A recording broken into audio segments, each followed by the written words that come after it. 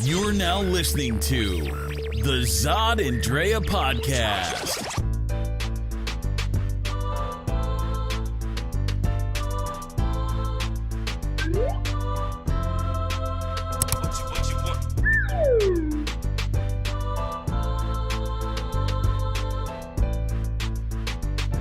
Hey, welcome back to the Zod and Drea podcast. Welcome back. Yes, it is May 22nd, Tuesday, and this is episode number 110. And we're glad you joined us for this episode. Thank you for joining us. We're always grateful. Always, we love you guys. Hey, just in case you haven't checked it out, make sure you check out episode 109. Why? Because we had an Arizona Secretary of State candidate, Mark Robert Gordon, who came on the red couch, and he was able to discuss with us the importance of voting. Look, he really enlightened me on some things that I was not aware of about the importance of voting in this state and some of the laws that were passed in other states that impacted Arizona for years. I had no idea. Yeah, the election protection that he had mentioned about Georgia was really informative. Mm-hmm. And I love the fact that he is a voting rights attorney, so he had a wealth of information that he had shared. If you do not see this for anything else, then make sure you do it just to be aware of some of the things that are going on around you as far as civil rights cases are going.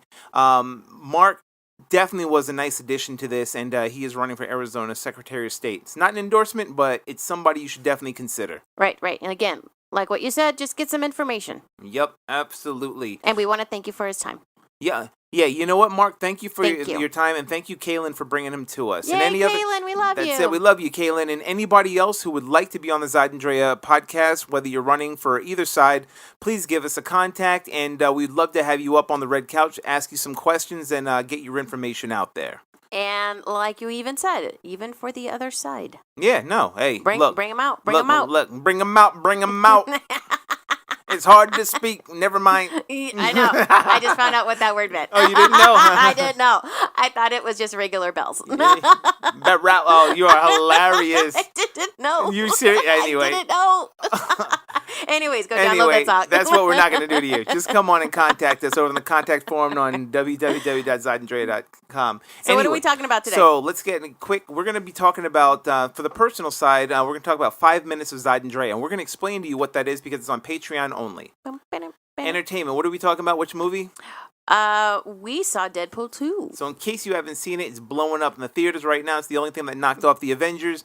But it's dope. And of course, the last thing, Drea came up with this topic, not me, so don't shoot me. It is, do women really want a fairy tale wedding? So we would love to have some women who want to answer that question. But we got one here who had one, and whatever. This is gonna be really interesting. You're the only one here who can actually speak on that. I can only speak for all of this right now. All right, you know what? Let's start off with the Deadpool 2 because I thought that was a lot of fun. So we had a friend of mine had posted on Facebook asking, should I see the first one before I see this one? I suggest yes.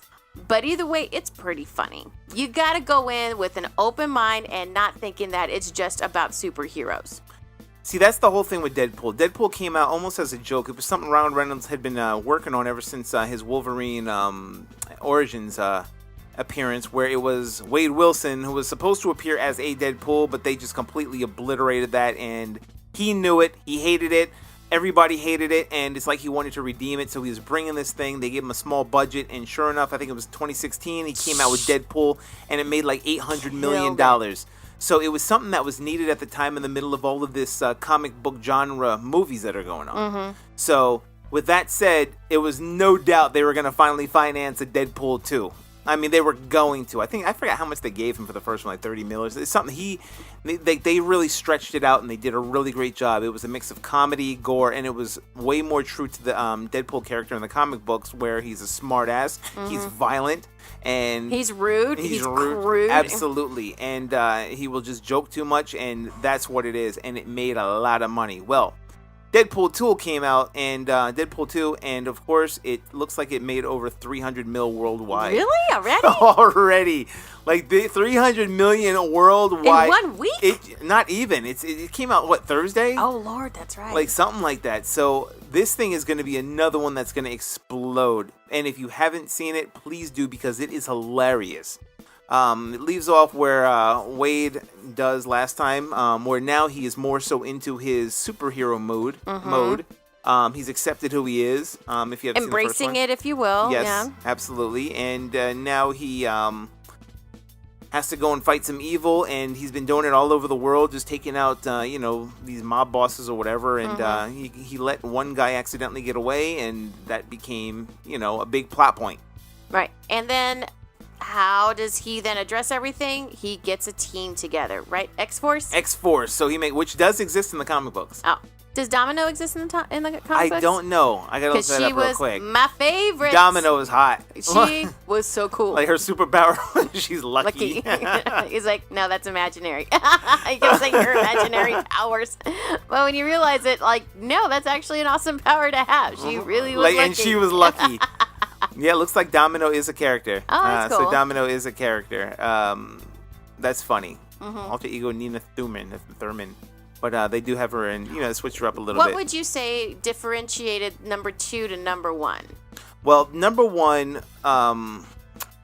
it was more so obviously about getting to know who Deadpool was. And, of course, the evil guy that, the lab made him a lab rat. That was the evil guy. Whereas this one, there were a few more evil guys. Yeah.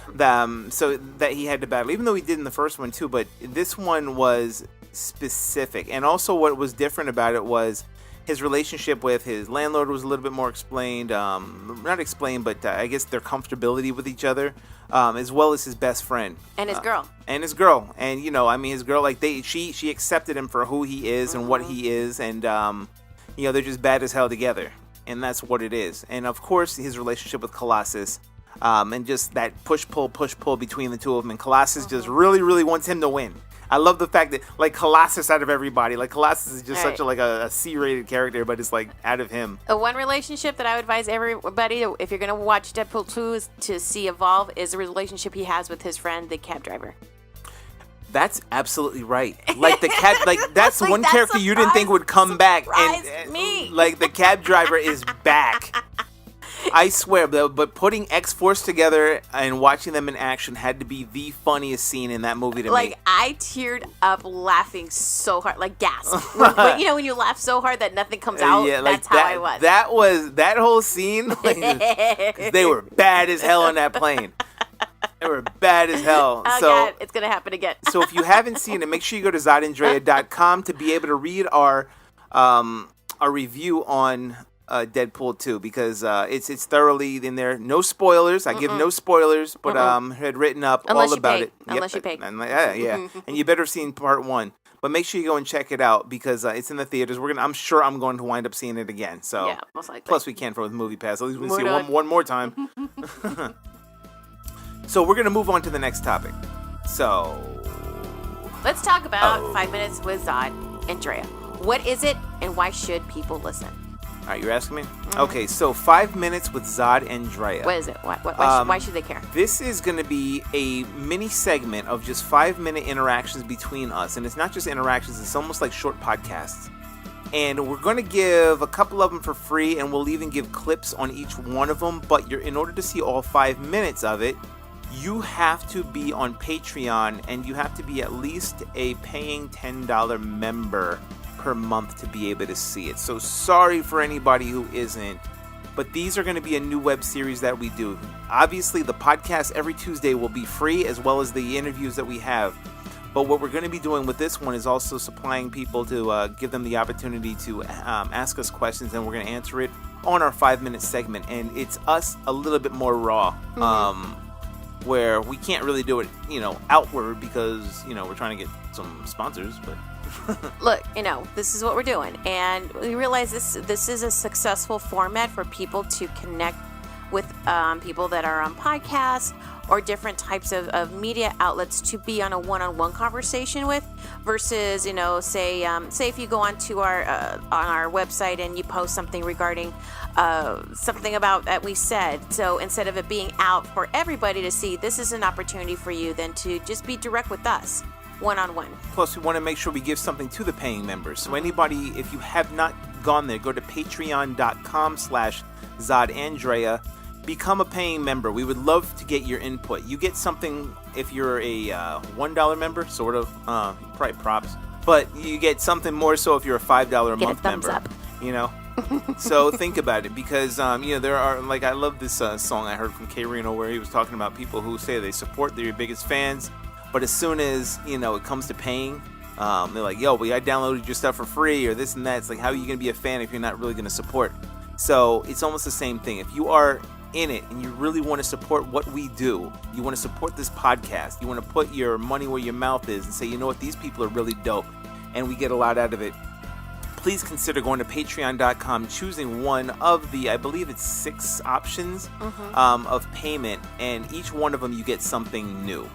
And we're also putting some skin in the game with this. These are going to be videos, and kind of like what we're going to be sharing is going to be a little bit more intimate. It's going to be uncomfortable. I'm going to admit this is new for me, so it's going to just be at a different level of honesty with us, and a little, again, we're going to share a little bit more of our lives with this way. So it's going to be a new adventure.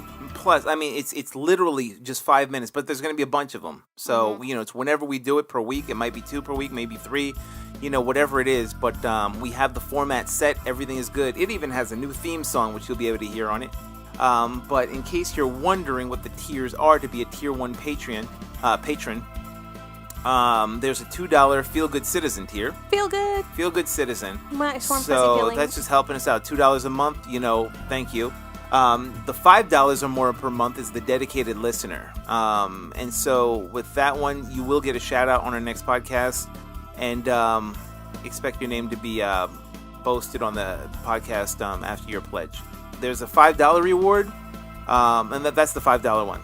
There's a $10 reward where you become the Zeta Dragon, and that's my favorite. You like the Zeta Dragon. If you're a Tier 3 patron, you are a Zeta Dragon. Which we have Zeta Dragons already. Yeah. Much thank you to those. Yes, we do. Thank you for the Zeta Dragons that we have. We appreciate that. We also have the Power Fist patron, and the 5 Minutes with Zod and Drea starts with the Zeta Dragons. So $10 more per month, you'll be able to see and hear us on those. The Power Fist patron is $25 or more a month. And you get all that stuff plus a Skype interview. Like, we'll hook you up. We'll hook you up and get you out there. This is a way for you to advertise yourself too. Yep. And then, of course, there's a heavy base level. Heavy base level is... I don't know where I came up with these names. I like it, though. But you get all that stuff, plus you get a Christmas postcard from us for no reason. In July. Yeah, just because we have one. And, of course, the last one, and that's $50. So if you do $50 a month, you are definitely heavy base level. And, of course, if you do a $100 reward per month, you are the golden microphone. And, man, you just get all that. Yeah. All that. All right? We can come back after the break. Please listen carefully. Hey, what's up, everybody? I'm Zod. And I'm Drea. And we want you to check out the Zod and Drea podcast every Tuesday. Where can everybody find us at? You can always check us out on www.zodanddrea.com. Where else? You can always check us out also on Facebook at Zod and Drea. Instagram? Zod and Drea. Snapchat? Zod and Drea. YouTube? Zod and Drea. I see a pattern. So if you haven't caught that, catch us at Zod and Drea on all the social networks. But also, make sure you subscribe to the Zod and Drea podcast. Where? At zodanddrea.com. And also on YouTube and iTunes, Google Play, Stitcher, and iHeartRadio. We're coming for you. Let us know what you think. And if you want to be a guest, reach out to us. And put all of your input into whatever our topics are for the week. So we hope to check you out and see you there. Bye. Okay, we are back now. All right, we're back here, and we are going to discuss what? Do women really want a fairy tale wedding? All right, so this is going to be a lot of opinion, but we're also going to put in some facts. So I'll start off. I was going to say, you start off. Do women really want a fairy tale wedding? Okay, so given this past week, and the royal wedding that happened with Miss Meghan Markle and Prince Harry, right? Yes. Did I go gaga over it? Yeah, I liked it. I like seeing it. But did it make me wish I had a wedding like that? No. Number one is because that type of wedding took a lot of damn money, and that's royal wedding level money. That's like centuries old money, okay? and traditions and all this stuff, right? No, the pageantry of it was awesome. The beauty of the bride, gorgeous. I don't even think anybody even pay attention to the groom. Poor They guy. know, but the thing is that most weddings they don't. Yeah, they don't. They don't. Like It's her day. It's her day. She was amazing. I thought her mom was the one that really stood out after everything that happened with her family, and but it was just a beautiful wedding. So going back then to our topic, does it make me want to have a wedding like that? No. No. I had when like you were alluding to earlier, I was married at a very young age. I got married at 20 and got engaged at 19, and just I had a beautiful wedding. I had a very traditional Catholic Latino wedding, and it was beautiful. Would I want to duplicate that again? No. I had a moment for that. My family was fantastic with it. It was beautiful to have. We all have those great memories from it, but it wouldn't be something I would do again because I realized how much effort it took, how much stress it took, how much money it took. And as an adult now that I'm more frugal, I don't think I'd want to do that again or put that pressure on other people again. I realized I put a lot of pressure on people when I was doing that kind of planning and demanding, and things need to be a certain way. Why did they have to be that way? I don't know. Was it because of the Disney influences I had as a kid? Probably. Because that's what you have to, when you trace it back to what it is that girls, how we are instilled to value ourselves with our two major events supposedly in your life. And I think for Latinas, there's three. So there's your quinceañera, there's your prom, and your wedding. Non-Latinas, it's usually prom and wedding, right? And it's all based on how your gown is, how beautiful you look, the party, and the accolades you get, right? But to weigh your worth on just those 2 or 3 events in your life is a lot of pressure for women, and it demeans our power, right? Do I think that women shouldn't have something like a huge royal fairy tale wedding? Go right ahead. If that makes you happy, do it. But I don't think I want to give into those ideas and false ideas of what really a marriage should be. The wedding is the wedding. We put so much pressure on just the wedding itself. It's just a day. The thing is that you're making a commitment with somebody for the rest of your life. What is going to happen the next day after the wedding? Dude, you're married. And so you got to build on a marriage. So there's life after the wedding. And I think a lot of women sometimes get lost in that. Now, my take is this. You're absolutely right. Psychology Today actually had an article back in 2014 that says, why do women want fairy tale weddings? And they said how Disney princes and princesses have shaped our sex roles. Mm-hmm. So it's one of those things where they say whether it's Cinderella or Sleeping Beauty, but, it always ends in a wedding and, it's this big thing and whatever. I don't personally want anything that elaborate. I don't need to see anybody in a dress with a train that's 45 feet. I don't understand why that matters. Mm-hmm. My thing is when people put on these big show and displays, whether you're a prince or not, it's all it is a title. It literally doesn't mean anything. But when they do that and then people want to emulate it, such as Kanye and what's her name, Kim Kardashian. Uh-huh. Remember, they spent like a grip on a wedding. They're saying now that the average cost of a wedding is something like $20,000 or something, some huge number, and you wind up getting the place. It's got to be the right place. No, all this. To me, it's just between the two people, and I think that some people put on that fairy tale wedding and all that in order to impress everybody else. Mm-hmm. That's what it seems like to me. It's like, oh, I want to have the most baddest, beautiful wedding because I saw Disney do it, and then all these people are going to be like, and all my girls are going to run by, and and it's about those two people. Now, if it was between me and a $20,000 wedding or something like that, I'm sorry, but $4,000 personally is good enough for me because I will take that other $16,000. We are going on a dope vacation. We're going to come back and put a dope payment down on a house. We are going to have money in the bank. We are going to do that. We are going to think of it because the wedding is one day. Mm-hmm. And to me, what should last in a wedding are the photos and the videos. That to me, that's what lasts the longest. Something that should be completely beautiful for you to see later on and reminisce. And I understand. I completely understand why some people may want the big fairy tale because it's been ingrained in their heads for so long since they were little kids. Now I don't know why women want that so much. Where this Disney had I guess propagated some sort of a seed inside of their heads that grew as children to where now they can be the prince. Right. It's dangerous. It almost puts an influence on us in a mindset that this is your value. If you don't have this, you're not a woman. You're not a bride. You're not a wife. Who's going to marry you? And how can you say that you are having a wedding if you don't have it like this straight out of the Disney castle? Right. Like, be beautiful. I think a man can be handsome on that day, and a woman can be beautiful in her gown. But the thing is, more than likely, it's for each other. Mm-hmm.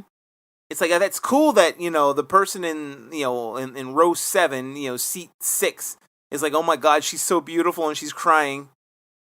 That's cool. But it should be the groom that sees her and is like, holy crap. Like, this is, and her who sees him in that suit and that tux, whatever he's wearing that she finds him beautiful in. She may find him beautiful in a muscle shirt, who knows what, because that's how she finds him attractive. But to have something where it's, I love how Meghan Markle and got married, and look at all the flower girls and this and in the huge church and I mean, it's funny how people, they want to wear the white dress, but they forgot what the white dress is supposed to symbolize. Right, it's supposed to symbolize purity and virginity. Meanwhile, you got 4 kids next to you, all right? Mm-hmm. He's sitting there like, oh my God, so beautiful, like, we're going to be in the church. Dude, you haven't been in the church since you were a kid, and I saw you smoking weed and slapping hoes. But suddenly, suddenly you want to get married in the church. I think it's just hypocritical, and you have to wonder, what is it that you're putting on this big fairy tale and elaborate scheme for? Who is it you're trying to impress by doing that? Right. I know for me, it wasn't my family that put the pressure on me when I had that big wedding. It was my in-laws. Mm-hmm. And because I wanted to make them happy and to have everybody happy. Again, I was so young and I just wanted everybody to be happy, and you realize you give into a lot of pressure and a lot of these ideas to make everybody happy and to satisfy their ideals of you. If again, that was just my situation. If again, there's plenty of marriages that have happened and weddings that have happened that were very much like a princess fairy tale type of setup, and that's fantastic if it worked out for you and you had a good time. We're not bashing on that. I'm just still curious to know, especially now in this day and age where especially so many women are claiming to be feminists and stand on their own. That's a good question. Right, like Meghan Markle. She demanded that she said, well, not demanded, but she had said, I'm going to walk myself down the aisle. I'm going to walk myself and then meet whoever it was supposed to be her father or that other, now it was another male figure. It was Prince Charles. But she didn't have a bridesmaid. She said, no, I don't want a bridesmaid because I don't want to choose. And she didn't. And he had his best man, but she didn't have a bridesmaid. She changed the game. Yeah, she changed the game a little bit, right? But yet it's also kind of contradicting because you've got this huge royal pageantry that's going on too. So you're like, all right, which one is it? But at least she was able to represent herself a little bit and stand her ground on some things that she wanted to represent as a female, as a woman. Well, it's funny you say that because who knows whose idea it was? According to Daily Mail, which is like your source of information. Sometimes. Sometimes my ass. I like it. What's funny is they had a 2014, I believe it's a 2014 article, 2012 article, but it was titled. God, it doesn't even have a freaking title. Anyway, it says a big white wedding, every little boy's dream. Now men are twice as likely as women to want fairy tale nuptials. Huh? Right? It said women would rather spend on a house deposit. So it seems like women nowadays, or at least then, but it's only 6 years ago, are the smarter ones. Who are like, maybe the game is switching a little bit. It says the average wedding costs about $20,000. Here it's pounds. Average deposit for a house is about $16,000. So that's where that's going. Does it say why men are switching their ideas? Like is it a certain age group? I don't know what it is. Probably is. I bet it has to do with age. Who knows why?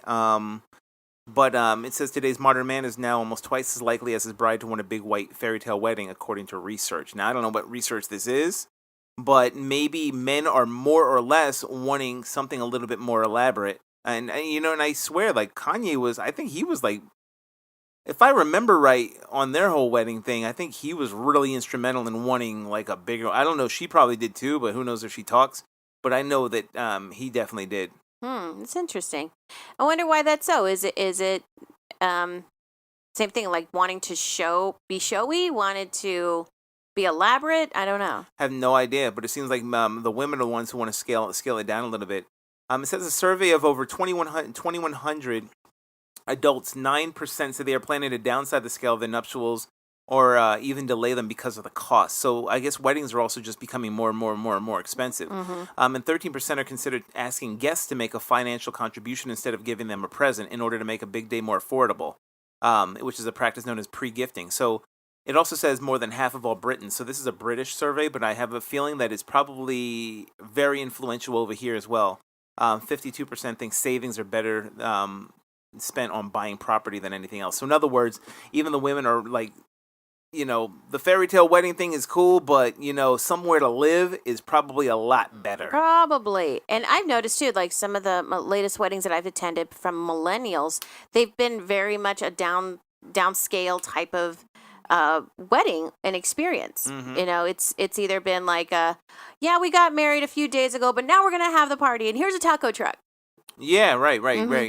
Yeah, it's they've almost like taken charge of how they want to have their experience, and they're gonna remember that. We do. We already did. We're like, it was a taco truck. I remember that. I met them that day, and I'm like, man, these tacos are kind of dope. They just brought this. Remember they had like Halloween like skulls and stuff in the back house. That was funny. Yeah, that was cool. So they're talking about the marriage versus mortgage argument leads to arguments among 5% of the couples. So I guess there's some people who still just want that big wedding, but.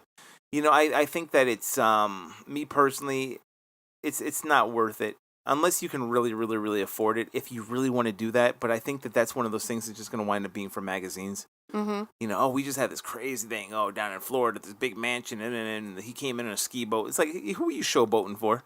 Like, this is one day. Now, if you want to do that and that's cool, hey, look at that. I'm going to fly in on a parachute. I'm going to look like James Bond coming to my bride. Cool. That's cool. But if you're doing that just for likes, who knows? I mean, I think in this day and age, people pretty much do things just for likes. Whereas, the royal wedding, I can see it being tradition because that's kind of what they do. It's a big wedding. It's a big festival. And I think this is their way of showing that big festival. And unfortunately, it costs a lot of money. But if you have a lot of money, you can spend a lot of money. Right. You bring up a point, though, about the when you said about photography, right? Like, not photography, but if to capture the moment when you want to videotape it and take the pictures, how it's because you want to capture something beautiful, right? Yeah. So I wonder with some people what that definition of beauty is. Is it having the elaborate scene and huge dress and, the tiara and the glitter? And if so, great. Like, it's funny you say that. In March of 2017 on Vice, it seems like there's so many more people now getting married at Disney. Nuh-uh. Yeah. So at Disney. And you like that English I just said? Nuh-uh. Nuh-uh. Like, nuh-uh. You're like Dwayne from Let's Have Yeah, so people are actually going over there to Disney, and who knows, Disney cannot be cheap, but they're literally posing with princesses. Oh, gross. Yes, you see these pictures in order for them to do it. So a Disney wedding starts customized around $13,000. No. And elopements can cost as little as $2,500. Little? Yeah, to elope. Or you can go down the hall to town hall. Is Mickey giving you away? Like, I don't get this. Please. I don't know. Anyway. Whatever. That's what it is. Whatever rocks your boat. Let us know what you think. How did you get married? Did you have a fairy tale wedding? Was your wedding your fairy tale? Because that's different, Or did you wind up having a fairy tale wedding that is supposed to be out of a Disney book? Right. And was your fairy tale at a drive-thru. What was it? Yeah, what was it? Something that was memorable. Mm-hmm. Everybody's gonna have one. Everyone's gonna have something that's a little bit different. But your fairy tale is your fairy tale, whether it has Mickey involved or not. You can be Snow White, That's so whatever. weird. I don't That's care. so weird. So weird. Anyway, Anyways. make sure you check us out, ZodAndrea.com, as well as at ZodAndrea on all of the social networks. But the best thing that you can do now is go to patreon.com/ZodAndrea and choose one of those options. We would love for you to become a Zeta Dragon just because it sounds cool, but shoot, if you want to do, the heavy bass level. Bass. And then, what is it, the bass level golden mic? And the golden microphone, we will love you forever. All right? Forever. You'll get multiple Christmas cards. All right, peace.